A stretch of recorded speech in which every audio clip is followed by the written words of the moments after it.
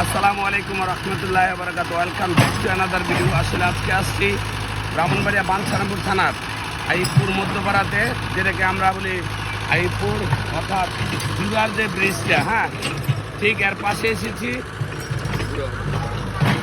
আপনারা দেখতে পাচ্ছেন এখানে একটা যে মেশিন রয়েছে, অর্থাৎ আগে কিন্তু শ্রমিকেরা মাটি খাইতে অর্থাৎ পাতিতে করিয়া তারপরে এই গর্তগুলো করা হইতো বিভিন্ন সময়, কিন্তু এখন এই বেগের কারণে সহজেই অর্থাৎ বাড়ি করে ফেলতেছে মানুষ। কিন্তু এই চক্কাতে কিন্তু একসময় মাছ প্রচুর পরিমাণ মাছ পাওয়া যেত, পানি হইতো, কিন্তু এখন আস্তে আস্তে বাড়িঘর হয়ে যাচ্ছে। ঠিক আছে, আমার মনে হয় আগামী 5 বছরের ভিতরেই এগুলো সব বাড়িঘর হয়ে যাবে। যে একটা অবস্থা দেখতেছি, আমি আপনাদেরকে দেখাই। দেখুন এই যে ওইখানেও মাটি ভরাট করা হয়েছে, তারপরে এই যে এইখানেও মাটি কাটা হয়েছে। সব কিছু মিলে আমি আপনাদেরকে দেখাই।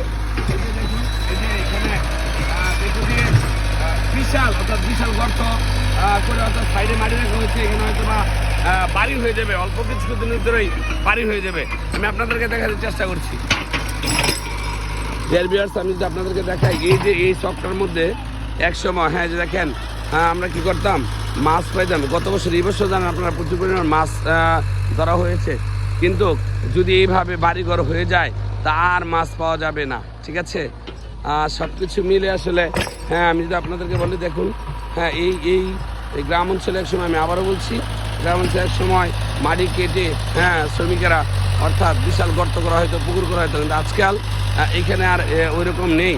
এখন কিন্তু মানুষ শুধু এই সিস্টেমটা দিয়ে, অর্থাৎ এই মাটির যে ভেকু, এটা দিয়ে অর্থাৎ মাটি তোলা হচ্ছে। আমি সরাসরি এটা বুঝতে চাচ্ছি যে দিনের দিন আমাদের সব কিছু ধ্বংস হয়ে যাচ্ছে আসলে। হ্যাঁ, তবে জানি না ভবিষ্যৎ প্রজন্ম কী করবে। আমার মনে হয় না সঠিক আমরা মাছ বা অন্য কিছু ভবিষ্যতে এইসব জায়গা থেকে খেতে পারবো, কারণ আস্তে আস্তে কিন্তু সব বন্ধ হয়ে যাচ্ছে। হ্যাঁ, মানুষের যে মানুষ বাড়ছে বাংলাদেশে, এবং সেই অনুসারে তাদের জায়গার দরকার। এই যে দেখেন মাটিটা ভরাট করা হয়েছে, এইখানে মাছ গত বছর প্রচুর মাছ হয়েছে, কিন্তু এই বছর সামনে বছর মনে হয় না আর এই মন থাকবে। ঠিক আছে, তো ধন্যবাদ যারা দেখছেন। আসসালামু আলাইকুম রহমতুল্লাহ বরকাত।